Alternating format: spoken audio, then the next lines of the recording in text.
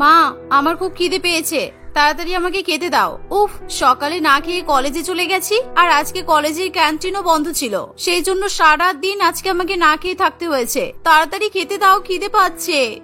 ঘুম থেকে দেরি করে উঠলে এরকমই হবে। আমি তো তোর জন্য সকালে টিফিন বানিয়েছিলাম, তাড়াহুড়ো করে তুই টিফিন না নিয়েই বেরিয়ে গেলি। সেই টিফিন তো এখনো পর্যন্ত ফ্রিজের মধ্যেই রাখা আছে, আর ক্যান্টিন বন্ধ ছিল, তাতে কি হয়েছে? তুই তো বাইরে বেরিয়ে দোকান থেকেও কিছু কিনে খেয়ে নিতে পারতিস। কি দুপুরবেলা প্রখর রৌদ্রের মধ্যে, গরমের মধ্যে আমি বাইরে খাবার খেতে বেরোবো? তুমি তো জানো মা, আমি গরম একদমই সহ্য করতে পারি না। সকালবেলা বাড়ি থেকে বেরিয়ে যাই আমি, তারপর কলেজে গিয়ে এসি রুমে ঢুকে পড়ি। আমি কিছুতেই আমার ক্লাসরুমের বাইরে বেরোতে চাই না। আর আমাদের ক্যান্টিনেও তো এসি আছে, শুধুমাত্র গরমের ভয়েই তো আমি বাইরে বেরিয়ে কিছু খেতে চাই না। কিন্তু তুই এত তাড়াতাড়ি বাড়ি চলে আসবি আমি সেটা কি করে জানবো? তোর বাবাও তো আজকে বাড়িতে নেই, তাই আমি ভাবলাম আজকে একটু দেরি করেই রান্না করব। ঠিক আছে, তুই দাঁড়া, আমি বরং তোর জন্য কিছু খাবার রান্না করে নিয়ে আসছি। কেন আবার এখন রান্না করবে কেন? বললে তো সকালে টিফিন ফ্রিজে রাখা আছে, ওটাই আমাকে খেতে দিয়ে দাও। এখন আমার জন্য আর রান্না করতে হবে না। তাহলে দাঁড়া, আমি খাবারটা গরম করে দিই। তোর জন্য সকালে রুটি আর পটল আলুর তরকারি রান্না করেছিলাম, সেই সকালে ফ্রিজে রেখেছি। পটল আলুর তরকারি তো পুরো ঠান্ডা হয়ে গেছে, গরম না করলে খেতে পারবি না। না না, আমার প্রচন্ড গরম লাগছে, তার উপর এখন আমি গরম খাবার খাবো? না না, আমার যেরকম গরম লাগছে সেরকম খিদেও পেয়েছে। এই গরমের মধ্যে গরম খাবার খাওয়ার আমার একদমই কোনো ইচ্ছা নেই। তুমি আমাকে ওই ঠান্ডা পটল আলুর তরকারি দাও, আমি রুটি দিয়ে খেয়ে নেবো। এই গরমে ঠান্ডা খাবার খেতেই তো আমার ভালো লাগে। তোর স্বভাব কোনোদিনও তুই পাল্টাবি না, তাই তো? গরমকাল পড়তে না পড়তেই ফ্রিজের ঠান্ডা খাবার খাওয়া শুরু করে দিয়েছিস। এখন বাপের বাড়িতে আছিস, যা ইচ্ছা করতে পারছিস। শ্বশুর বাড়িতে গেলে বুঝবি ঠেলা। খিদে পেয়েছে, খাবার গরম করতে 2 মিনিট সময় লাগবে না। চুপ করে বস, আমি 2 মিনিটে খাবার গরম করে নিয়ে আসছি। আরে দূর বাবা, আমার প্রচন্ড খিদে পেয়েছে বলছি, আর তুমি 2 মিনিট ওয়েট করার কথা বলছো? আমি 2 সেকেন্ডও ওয়েট করতে পারবো না। ছাড়ো, আমি নিজেই খাবার নিয়ে খেয়ে নিচ্ছি, তোমাকে তো বলাই বেকার। এই বলে মোনালিসা ফ্রিজ থেকে ঠান্ডা খাবার বের করে খেতে বসে পড়ে। রুটির সঙ্গে ঠান্ডা পটল আলুর তরকারি খেতে মোনালিসার খুবই ভালো লাগে। আসলে মোনালিসা গরমে ঠান্ডা খাবার খেতে ভীষণ পছন্দ করত, তাই জন্য যে কোনো ধরনের খাবার সে সবসময় ফ্রিজে রেখে দিত, যাতে সে ঠান্ডা করে সেটা খেতে পারে। আর গরমকালে মোনালিসা কিছুতেই গরম সহ্য করতে পারত না, আর তার ধারণা ছিল গরমে ঠান্ডা খাবার খেলে প্রচন্ড পরিমাণে স্বস্তি পাওয়া যায়। তাই বেশিরভাগ ক্ষেত্রে গরমের হাত থেকে স্বস্তি পাওয়ার জন্য মোনালিসা ফ্রিজে ঠান্ডা খাবার খেয়ে থাকতো। এরকম ভাবে সময় কাটতে থাকে। মোনালিসার পড়াশোনা শেষ হয়ে গেলে তার বাবা মা চন্দন নামে এক ছেলের সঙ্গে মোনালিসার বিয়ে দেয়। বিয়ের পর বাবা মা, এই নিন আপনাদের খাবার। চন্দন, তাড়াতাড়ি চলে এসো, না হলে কিন্তু খাবার গরম হয়ে যাবে। এসো এসো, তাড়াতাড়ি এসো। গরমের মধ্যে তোমার কি মাথা খারাপ হয়ে গেছে নাকি? কি বললে তুমি? তাড়াতাড়ি এসো, তা না হলে খাবার গরম হয়ে যাবে। খাবার গরম হয়ে যাবে নাকি ঠান্ডা হয়ে যাবে, কোনটা? আমার মাথা খারাপ হয়নি মশাই, আমার মাথা একদম ঠিকই আছে। আমি ফ্রিজ থেকে ঠান্ডা খাবার বের করে তোমাদেরকে খেতে দিয়েছি। তোমরা খাবার খেতে বেশি দেরি করলে খাবার গরম হয়ে যাবে, আমি সেটাই বললাম। মা, আমিও কিন্তু খেতে বসে পড়লাম। মোনালিসার কথা শুনে তার পরিবারের সকলে অবাক হয়। তারা মনে করে মোনালিসা হয়তো তাদের সঙ্গে মজা করতে চাইছে, কিন্তু খাবার খেতে গিয়ে চন্দন এবং তার বাবা মা দেখে যে খাবার সত্যি সত্যি প্রচন্ড পরিমাণে ঠান্ডা। এ কি মোনালিসা, এই খাবার তো সত্যি সত্যি খুব ঠান্ডা। তুমি আমাদেরকে এরকম ঠান্ডা খাবার খেতে দিলে কেন? এরকম ঠান্ডা খাবার কি খাওয়া যায়? আমি তো ভাবলাম তুমি আমাদের সঙ্গে মজা করছো। হ্যাঁ, আসলে আমি এই খাবারগুলো তো সকালবেলা রান্না করেছিলাম, আর এখন তো প্রচন্ড গরম পড়েছে। এই গরমের মধ্যে রান্না করা খাবার বাইরে রাখলেই তো খারাপ হয়ে যাবে, তাই আমি সব খাবার ফ্রিজে রেখে দিয়েছিলাম, সেই জন্য খাবারগুলো এত ঠান্ডা। সে না হয় ঠিক আছে বৌমা, খাবারগুলো নষ্ট হয়ে যাবে বলে তুমি ফ্রিজে রেখেছিলে, কিন্তু খাবার পরিবেশন করার আগে তুমি খাবারগুলো গরম করলে না কেন? এরকম ঠান্ডা খাবার কি খাওয়া যায়? যাও, তুমি তরকারিগুলো গরম করে নিয়ে এসো, আর এই ভাতও গরম করে নিয়ে এসো। এরকম ঠান্ডা খাবার আমরা কিছুতেই খেতে পারবো না। কি, এই গরমের মধ্যে এখন আমাকে আবার রান্নাঘরে গিয়ে গ্যাস ওভেন চালাতে হবে? আমাকে এই গরমের মধ্যে যাতে বারে বারে আগুনের কাছে যেতে না হয়, সেই জন্যই তো আমি একসঙ্গে এত খাবার রান্না করেছি। আর এখন এই 4-5 রকমের তরকারি গরম করতে গিয়েই তো 1 ঘন্টা সময় লেগে যাবে। তাহলে আমার কি লাভ হলো এত বেশি পরিমাণে খাবার রান্না করে? ঠিক আছে বৌমা, কোনো অসুবিধা নেই, তুমি বসো, আমি খাবারগুলো গরম করে নিয়ে আসছি। এরকম ফ্রিজ থেকে বের করে ঠান্ডা ঠান্ডা খাবার কখনোই খেতে নেই, এতে কিন্তু শরীর খারাপ করতে পারে। দাও, সব খাবারগুলো আমাকে দাও। না না, আপনি আমার ভাগের খাবারটা রেখে দিয়ে বাকিগুলো নিয়ে যান, কারণ আমার ঠান্ডা খাবার খেতে ভালো লাগে। আমি যখন বাড়িতে থাকতাম তখন আমি ফ্রিজের ঠান্ডা খাবারই খেতাম। আমি ভাবলাম আপনারাও হয়তো আমার মতো ঠান্ডা খাবার খেয়ে নেবেন, তাই জন্য তো আপনাদেরকেও খেতে দিয়েছিলাম। মোনালিসার কথা শুনে চন্দন এবং তার বাবা মা একেবারে আকাশ থেকে পড়ে। গরমের মধ্যে সকলেই ঠান্ডা আইসক্রিম, ঠান্ডা কোল্ড ড্রিঙ্কস, ঠান্ডা শরবত, ঠান্ডা জুস ইত্যাদি খেতে ভালোবাসে, কিন্তু গরমের মধ্যে কেউ যে ঠান্ডা ভাত তরকারি রুটি খেতে ভালোবাসে এটা কারোর ধারণা ছিল না। মোনালিসা কিছুতেই তার শাশুড়ি মাকে নিজের খাবার গরম করতে দেয় না। তখন বৈশাখী দেবী জোর করে মোনালিসার খাবার নিয়ে গরম করতে যাবে, এমন সময় সে দেখে যে মোনালিসার খাবারে বরফ জমে আছে। আর এই দেখে বৈশাখী দেবী অবাক হয়ে বলে, এ কি বৌমা, তোমার খাবারগুলোতে একেবারে বরফে জমে গেছে।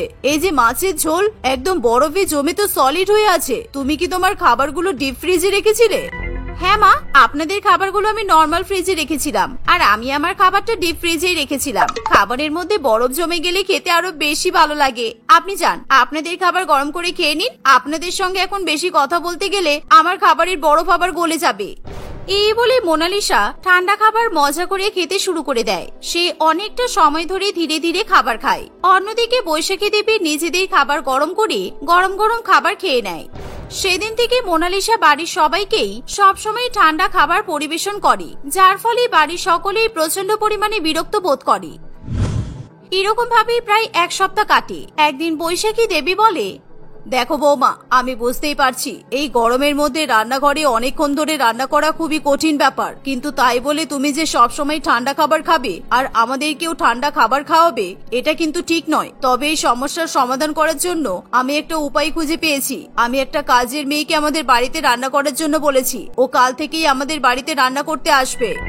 শাশুড়ি মায়ের এমন কথা শুনে মোনালিসা খুবই খুশি হয়। ওয়াও, তাহলে তো খুবই ভালো হবে। যাক, এই গরমের মধ্যে আমাকে তাহলে আর রান্না করতে হবে না। যাক বাবা, বাঁচা গেল। কিন্তু হ্যাঁ মা, যে রান্না করতে আসবে তাকে বলে দেবেন যেন খাবারের স্বাদ ভালো হয়। সেটা নিয়ে তুমি চিন্তা করো না, শান্তি খুব ভালো খাবার রান্না করতে পারে। পরের দিন থেকেই বৈশাখী দেবীর বাড়িতে শান্তি খাবার রান্না করতে চলে আসে। সেদিন শান্তি বাড়ির সকলের জন্য ভাত, কাতলা মাছের ঝোল, শাক ভাজা, টক ডাল এবং সবজি রান্না করে। শান্তির রান্না করা হয়ে গেলে সে বাড়ির সকলের জন্য খাবার পরিবেশন করে দেয়। এই যে আমি আপনাদের জন্য গরম গরম খাবার পরিবেশন করে দিয়েছি, তাড়াতাড়ি আপনারা খেয়ে নিন। শান্তির কথা শুনে চন্দন এবং তার বাবা মা খাবার খাওয়ার জন্য টেবিলে বসে পড়ে, কিন্তু মোনালিসা কিছুতেই খাবার খেতে আসে না। সে সোফার উপর বসে টিভি দেখতেই ব্যস্ত থাকে। তাই শান্তি মোনালিসার কাছে গিয়ে বলে, ও বৌদিমণি, চলো, সবাই তো খাবার খেতে বসে পড়েছে। তুমি কখন খাবে? গরম গরম খাবার রান্না করেছি, খেয়ে নাও। তোমার খাবারটি কি আমি এখানে নিয়ে এসে দেবো? তুমি টিভি দেখতে দেখতে খাবে? আমার শাশুড়ি মা তোমাকে কিছু বলেনি আমি গরম খাবার খাই না? আমি তো গরমকালে ঠান্ডা খাবার খেতে ভালোবাসি। আর তুমি তো এইমাত্র খাবার রান্না করেছো। আমার ভাগের খাবার তুমি ডিপ ফ্রিজে ঢুকিয়ে দাও। 2 ঘন্টার মধ্যে আশা করছি খাবার ঠান্ডা হয়ে যাবে। তারপর আমি ঠান্ডা খাবার খেয়ে নেব। মোনালিসার কথা শুনে শান্তি প্রচন্ড পরিমাণে অবাক হয়ে বলে, এ কি বলছো বৌদিমণি? তুমি দুপুরবেলার টাটকা তাজা রান্না করা খাবার ফ্রিজে রেখে ঠান্ডা করে খাবে? আমি তো যেটা জানি, কোনো খাবার অতিরিক্ত পরিমাণে বেঁচে গেলে তবে সেটা ফ্রিজে রেখে দেওয়া হয়, আর পরের দিন চাইলে কেউ সেটা গরম করে খেয়ে নেয়। কিন্তু তুমি বেশি বকছো কেন? তুমি একজন বাইরের লোক হয়ে আমি কিভাবে খাবো না খাবো সেটা তুমি ঠিক করে দেবে? আমার শাশুড়ি মা পর্যন্ত আমার মুখের উপর আমাকে কথা বলতে পারে না, আর তুমি এখন আমাকে খাওয়ার ধরন শেখাবে? আমার গরমকালে গরম খাবার খেতে খুবই কষ্ট হয়। গরম খাবার খেতে গিয়ে আমি প্রচন্ড ঘেমে যাই, তাই আমি ঠান্ডা খাবার খাই, বুঝেছো? যাও এবার এখান থেকে, আমার খাবার ফ্রিজে রেখে দাও। মোনালিসার কথা শুনে শান্তির খুবই খারাপ লাগে, তাই সে কোনো কথা না বলে মোনালিসার খাবার ফ্রিজের মধ্যে রেখে দেয়। আর 2 ঘন্টা পর মোনালিসার প্রচন্ড পরিমাণে খিদে পেয়ে যায়, তাই সে ফ্রিজ থেকে ঠান্ডা খাবার বের করে খাওয়া শুরু করে। কিন্তু ফ্রিজের ঠান্ডা খাবার খাওয়ার চক্করে পড়ে দুপুরের খাবার খেতে মোনালিসার প্রায় বিকাল 4টে বেজে যায়। তাই শান্তি যখন সন্ধ্যাবেলা সকলের জন্য রাতের ডিনার রান্না করতে যায়, তখন মোনালিসা শান্তিকে বলে, এই শান্তি, বলছি তুমি রাতের খাবারটা একটু বেশি পরিমাণে রান্না করবে তো। আমাদের খাবার খাওয়ার পর যা খাবার রাতে বেঁচে থাকবে সেই খাবার আমি ফ্রিজে রেখে দেবো, কারণ সকালে 8টার দিকে আমার প্রচন্ড পরিমাণে খিদে পায়। কেন বৌদিমণি, তুমি শুধু শুধু বাসি খাবার খেতে যাবে কেন? আমি তো কালকে সকালবেলা রান্না করতে আসবো। তোমার শাশুড়ি মা আমাকে 3 বেলা রান্না করার কথাই তো বলেছে। আমি সকাল 7টার মধ্যে এখানে চলে আসবো, আর আমি তোমার ব্রেকফাস্ট 8টার মধ্যে রেডি করে দেবো, একদম শিওর। আরে 8টার মধ্যে তুমি খাবার রেডি করলে তো হবে না, আমি গরম গরম খাবার খেতে পারি না, তোমাকে তো বললাম। 8টার সময় তোমার রান্না হয়ে গেলে আমাকে তো 2 ঘন্টার জন্য খাবারটা ফ্রিজে রেখে ঠান্ডা করতে হবে, তাই সকালের খাবার খেতে খেতে আবার 10টা বেজে যাবে। আর আমি আবার কিছুতেই খিদে সহ্য করতে পারি না, তাই তুমি আজকে রাত্রিবেলা বেশি করে খাবার রান্না করবে, আমি বাসি খাবার ঠান্ডা করে খাবো তাও ভালো, কিন্তু এই গরমে আমি গরম খাবার খেতে পারবো না। এই শুনে শান্তিরও কিছু করার থাকে না, সে রাত্রিবেলাতেই একটু বেশি পরিমাণে খাবার রান্না করে। আর রাত্রিবেলা সকলের ডিনার করা হয়ে গেলে মোনালিসা অতিরিক্ত খাবার ফ্রিজে রেখে দেয়। পরের দিন সকালবেলা মোনালিসা ঘুম থেকে উঠে ফ্রিজের ঠান্ডা খাবার খেয়ে নেয়। আর সকালবেলা বাড়িতে যা খাবার রান্না হয় সেখান থেকে কিছুটা খাবার নিয়ে মোনালিসা আবার ফ্রিজে রেখে দেয় দুপুরবেলা খাওয়ার জন্য। ঠিক একই রকম ভাবে সে দুপুরে রান্না করা খাবার ফ্রিজে রাখে রাত্রিবেলা খাবে বলে। এরকম ভাবে মোনালিসা প্রতিনিয়ত ফ্রিজের বাসি ঠান্ডা খাবার খেতে থাকে।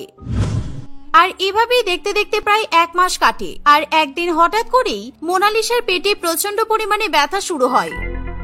আমার পেটে ব্যথা করছে, চন্দন তাড়াতাড়ি আমাকে ডাক্তারের কাছে নিয়ে চলো, আমি কিছুতেই পেটে ব্যথা সহ্য করতে পারছি না। উফ, প্রচন্ড ব্যথা করছে, বিশ্বাস করো মনে হচ্ছে আমি মরে যাব। আমি জানতাম এরকম কিছু একটা হবে। রাতের খাবার তুমি সকালে খাবে, সকালবেলার খাবার তুমি দুপুরে খাবে, আর দুপুরের খাবার রাতে খাবে, তাহলে তোমার পেটে ব্যথা করবে না তো কার পেটে ব্যথা করবে? ইচ্ছাকৃতভাবে তুমি তোমার শরীরটা খারাপ করলে। এখন আমার পেটে ব্যথা করছে আর আপনি আমাকে কথা শোনাচ্ছেন, তাড়াতাড়ি আমাকে ডাক্তারের কাছে নিয়ে চলুন। মোনালিসা এভাবেই প্রচন্ড পরিমাণে কান্নাকাটি করতে থাকে, তাই চন্দন এবং তার পরিবার তখনই মোনালিসাকে ডাক্তারের কাছে নিয়ে যায়। মোনালিসার চেক আপ করার পর ডাক্তারবাবু জানায়, দেখুন আমি আপনার ফ্যামিলির সঙ্গে কথা বলে যেটা জানতে পারলাম, আপনি প্রতিনিয়ত ফ্রিজে ঠান্ডা বাসি খাবার খেয়ে থাকেন। আর ওইরকম ঠান্ডা বাসি খাবার খাওয়ার ফলে আপনার পেটে কিন্তু অতিরিক্ত পরিমাণে অ্যাসিডিটি হয়ে গেছে। আপনি ঠান্ডা খাবার খাওয়া বন্ধ যদি না করেন তাহলে কিন্তু পরবর্তীকালে আপনার পেটে বড়সড় রোগ হয়ে যেতে পারে, তখন হয়তো আমরা আর আপনাকে বাঁচাতেও পারবো না, বুঝেছেন? এই শুনে মোনালিসা খুবই ভয় পেয়ে যায়। আসলে চন্দন যে ডাক্তারের কাছে মোনালিসাকে দেখাতে নিয়ে যায় সেই ডাক্তার ছিল চন্দনের ছোটবেলার বন্ধু, তাই চন্দন তার ডাক্তার বন্ধুকে খুব ভালো মতোই বুঝিয়ে দেয় মোনালিসাকে ভয় দেখানোর জন্য, যাতে করে মোনালিসা বাসি ঠান্ডা খাবার খাওয়া বন্ধ করে। আর চন্দন খুব ভালো মতোই জানতো মোনালিসা অপারেশনের নাম শুনেই খুবই ভয় পায়, তাই চন্দন এরকম একটা ফোন দিয়ে আটে, না না আমি আর ঠান্ডা খাবার খাবো না, ডাক্তার বাবু আমাকে ভালো ওষুধ দিন যাতে আমি তাড়াতাড়ি সুস্থ হয়ে যাই, আমি আর কখনো ঠান্ডা খাবার খাবো না। মোনালিসার কথা শুনে তার বাড়ির সকলেই খুবই খুশি হয়। আর চন্দন মনে মনে মিচকি মিচকি হাসতে থাকে। সেদিন থেকে মোনালিসা ঠান্ডা খাবার খাওয়া পুরোপুরি ভাবে বন্ধ করে দেয় আর সে তার পরিবারের সঙ্গে টাটকা তাজা খাবার খেতে শুরু করে। শান্তি দেবী তার 3 ছেলে এবং ছেলের বউ কমলা, সুন্দরী ও রীতার সঙ্গে বাস করে। কমলা এবং সুন্দরী খুব বড়লোক ঘরের মেয়ে হওয়ায় শান্তি দেবী সবসময় তার বড়লোক বৌমাদেরকে আদর এবং আপ্যায়ন করে, কিন্তু ছোট বৌমা অত্যন্ত গরিব ঘরের মেয়ে হওয়ায় তার কপালে সবসময় অপমান ছাড়া আর কিছুই জোটে না। শান্তি দেবী এবং তার 2 বড়লোক বৌমা প্রতিটি মুহূর্তে সুযোগ খোঁজে যে কখন কিভাবে রীতাকে তারা অপমান করতে পারবে। আর এমনিতেও কোনো সুযোগ না পেলেও তারা কারণে অকারণে রীতাকে খুব খারাপ খারাপ কথা শোনায়। শান্তি দেবীর 2 বড়লোক বৌমা কমলা এবং সুন্দরী শীতকাল পড়লে ভীষণ পরিমাণে পিঠে খেতে পছন্দ করে, তাই তাদের শাশুড়ি মা পিঠে বানিয়ে খাওয়ানোর জন্য নিজে বাজারে গিয়ে দামি মানের গুড়, 3 লিটার দুধের প্যাকেট এবং খোয়া ক্ষীর কিনে নিয়ে আসে। ছোট বৌমা শোনো, আজকে আমাদের সবার পিঠে খেতে খুব ইচ্ছে করছে, তাই আমি নিজে বাজারে গিয়ে পিঠে তৈরি করার জন্য জিনিসপত্র নিয়ে এসেছি, তুমি রান্নাঘরে গিয়ে সবার জন্য পিঠে বানানো শুরু করো। মা, আমরা বাড়িতে সর্বসাকুল্যে 7 জন বাস করি, আর আমার একা দুটো হাতের পক্ষে এতজনের পিঠে বানানো কি করে সম্ভব? আপনি কিংবা দিদিরা যদি আমাকে হাতে হাতে সাহায্য করে তাহলে খুব ভালো হয়। তোমার কি মাথা খারাপ হয়ে গেছে নাকি? এই শীতের মধ্যে তুমি আমার মতো একজন বয়স্ক মানুষকে রান্নাঘরে গিয়ে পিঠে বানানোর কথা বলছো? আমি তো তোমার কোনো হেল্প করতে পারবো না। আর আমার বাকি 2 বৌমা বেশি রান্না বান্না করতে পারে না, ওরা খুব শৌখিন, এইসব রাঁধুনির কাজ ওদের নয়, সুতরাং এখন তোমাকেই পিঠে বানিয়ে খাওয়াতে হবে। শাশুড়ি মায়ের কাছ থেকে এরকম দ্বিচারিতা ব্যবহার পেয়ে রীতার মন খারাপ হয়ে যায়, কিন্তু সে নিজের কষ্ট প্রকাশ করতে পারে না। ঠিক আছে মা, তাহলে আমি সবাইকে পিঠে বানিয়ে খাওয়াবো। শান্তি দেবী রিতার হাতে পিঠে বানানোর প্রয়োজনীয় জিনিসপত্রগুলো ধরিয়ে দিয়ে চলে যায়। রিতা রান্নাঘরে গিয়ে সবার জন্য পিঠে তৈরি করতে শুরু করে। সে প্রথমে ভালো করে 3 লিটার দুধ ঘন করে চাল দেয় এবং তারপর তাতে মিষ্টি গুড় মিশিয়ে তৈরি করে নেয় পুলি পিঠে। ধীরে ধীরে সে খোয়া ক্ষীর দিয়ে পাটিসাপটাও তৈরি করে। গরিব বৌমা যখন খাটাখাটনি করে পিঠে তৈরি করছিল, তখন তার শাশুড়ি মা তার 2 বড়লোক বৌমাকে নিয়ে খাবার খাওয়ার টেবিলে বসে পিঠে খাওয়ার জন্য অপেক্ষা করে। পিঠে তৈরি করা হয়ে গেলে রিতা সবার সামনে পিঠে পরিবেশন করে দেয়। পিঠেগুলো খুব সুন্দর খেতে হলেও যেহেতু এই পিঠে রিতা তৈরি করেছে, সেই কারণে শাশুড়ি মা এবং তার 2 পছন্দের বৌমা সেই পিঠের খোঁজ ধরতে শুরু করে। ইস, এটা কেমন পিঠা হয়েছে! মনে হচ্ছে দুধের মধ্যে জল মিশিয়ে তুমি পুলি পিঠা তৈরি করেছো। আর আমি জানতাম পুলি পিঠেতে গুড় দিলে সেই পিঠে সুন্দর খয়েরি রঙের দেখতে হয়, কিন্তু এই পিঠে এরকম সাদা সাদা হয়েছে কেন? হ্যাঁ, তুমি ঠিক কথাই বলেছো। আর আমি বিয়ের আগে আমার মায়ের হাতের অনেক পাটিসাপটা খেয়েছি, কিন্তু এই পাটিসাপটা খেতে খুব বাজে হয়েছে। ইস থু, এই পিঠে তো দেখছি মুখে তোলাই যাবে না। বৌমা, তুমি তো দেখছি একটা কাজও ঠিকঠাক ভাবে করতে পারো না। আমার 2 সোনার টুকরো বৌমা আজকে পিঠে খেতে চেয়েছে, আর তুমি এরকম বাজে পিঠে তৈরি করেছো। আমি 3 লিটার দুধ নিয়ে এসেছিলাম, কিন্তু তবুও তোমাকে দুধে জল মেশাতে হলো। আর কমলা বৌমা যে বলছে তুমি পিঠেতে ভালো করে গুড় দাওনি, তাহলে সব গুড় কোথায় গেল? কিন্তু মা, আমি তো দুধে একটু জল মেশাইনি। আর পিঠে রান্না করা হয়ে গেলে আমি নিজে তো পিঠে খেয়ে দেখেছি, আমার তো সব ঠিকঠাকই মনে হয়েছে। আর আপনি যে পরিমাণে গুড় দিয়েছিলেন, আমি তো সেই পরিমাণ গুড় দিয়েই পিঠে বানিয়েছি। কি, আমরা পিঠে খাওয়ার আগেই তুমি নিজে পিঠে খেয়ে নিয়েছো? ছি ছি ছি ছি, তুমি এত লোভী! আমাদের শাশুড়ি মা এই বাড়ির সবচেয়ে বড় জ্যেষ্ঠ মানুষ, আর তুমি তাকে প্রথমে পিঠে না খাইয়ে নিজে গাও গাও করে পিঠে গিলে নিয়েছো। তারপর আবার মিথ্যা কথা বলতেও তো তোমার ভয় নেই দেখছি। তুমি যদি সব গুড় দিয়ে পিঠে তৈরি করো, তাহলে পিঠেগুলোর এই দুর্দশা হবে কেন? আমার মনে হয় তুমি নিজে বেশি গুড় মিশিয়ে পিঠে খেয়ে নিয়েছো, আর আমাদেরকে ভেজাল মিশিয়ে পিঠে তৈরি করে দিয়েছো। এই পিঠে আমরা খাবো না। এই বলে কমলা এবং সুন্দরী খাওয়ার টেবিল ছেড়ে উঠে চলে যায়। এর ফলে শাশুড়ি মা রিতাকে আরো বেশি কথা শোনাতে শুরু করে। সবাই মিলে সবসময় এভাবেই রিতাকে উঠতে বসতে অপমান করতে থাকে। রিতা আবার রান্নাঘরে গিয়ে সবার জন্য পিঠে বানায়। এভাবেই দেখতে দেখতে কিছুদিন কাটে। নতুন বছরের শুভ সূচনায় বাড়ির 2 বড়লোক বৌমা ঠিক করে যে তারা নতুন বছর উপলক্ষে একটা বড় পার্টি রাখবে। মা, অনেকদিন বাবা মায়ের সঙ্গে দেখা হয়নি, তাই ভাবছি নতুন বছরের শুরুতে বাড়িতে একটা বড় করে অনুষ্ঠান করব, আর সেখানে সকল আত্মীয় স্বজনদের নিমন্ত্রণ করব। তাহলে আমাদের বাবা মা এই অনুষ্ঠানে আসলে ওনাদের সাথে দেখা হয়ে যাবে। হ্যাঁ দিদি, তুমি ঠিক কথাই বলেছো। তারপর আলমারিতে অনেক দামি দামি শাড়িও পরে আছে, সেগুলো তো আর পরাই হয় না। অনুষ্ঠান উপলক্ষে আমি সব দামি দামি শাড়ি আর গহনা পরবো, কি মজা! ঠিক আছে, তাহলে তাই করো, আমার কোনো অসুবিধা নেই। তোমরা 2 বৌমা তোমাদের বাড়ির লোকজনদের নিমন্ত্রণ করে দাও, আর যাদের যাদের বলার আছে তাদেরকে আসতে বলে দাও। আমি এই অনুষ্ঠান উপলক্ষে ওই গরিব রিতাকে দিয়ে সকলের জন্য বেশি বেশি করে পিঠে বানিয়ে রাখবো, তাহলে ওকে আরো বেশি করে অপমান করা যাবে। শাশুড়ি মায়ের এরকম অভিসন্ধি দেখে 2 বড়লোক বৌমা জোরে জোরে হেসে ওঠে। না মা, আপনি সামান্য ভুল করছেন। পিঠে রান্না করাবেন সেটা পরের কথা, কিন্তু আমার মনে হয় ওই গরিব বউয়ের বাবা মাকেও এই অনুষ্ঠানে নিমন্ত্রণ করা উচিত। কমলার মুখে এই কথা শুনে সুন্দরী এবং তার শাশুড়ি মা অবাক হয়, কারণ তারা রিতার প্রতি কমলার এরকম দরদ মেনে নিতে পারে না। দিদি, তুমি এবার একটু বেশি বাড়াবাড়ি করছো। তুমি তো ভালো করেই জানো যে ওর বাবা মা অনেক গরিব, আর আমাদের বড়লোক বাবা মায়ের সামনে ওই গরিব পরিবারকে মোটেই মানাবে না, তাই ওদেরকে ডাকার কোনো দরকার নেই। আরে বোকা মেয়ে, তুই আমার কোনো কথাই বুঝতে চাস না। আগে ওই গরিব পরিবারকে নিমন্ত্রণ করা হোক, তারপর দেখবি নিজেই সব বুঝতে পারবি। আর মা, আপনি বেশি দেরি করবেন না, তাড়াতাড়ি রিতার পরিবারকে ফোন করে নিমন্ত্রণ করে ফেলুন। সবাইকে আমরা রিতার হাতে তৈরি করা পিঠে খাওয়াবো তো। আচ্ছা ঠিক আছে, তুমি যা বলছো তাই হবে। শান্তি দেবী তার 3 বৌমার পরিবারকেই ফোন করে পার্টিতে আসার জন্য নিমন্ত্রণ জানায়। 3 ভাই মিলে পার্টি উপলক্ষে বিভিন্ন ধরনের পিঠে তৈরি করার উপকরণ নিয়ে আসে। দেখতে দেখতে পার্টির দিনও চলে আসে। রিতা সকালে উঠে পিঠে তৈরি করতে ব্যস্ত হয়ে পড়ে।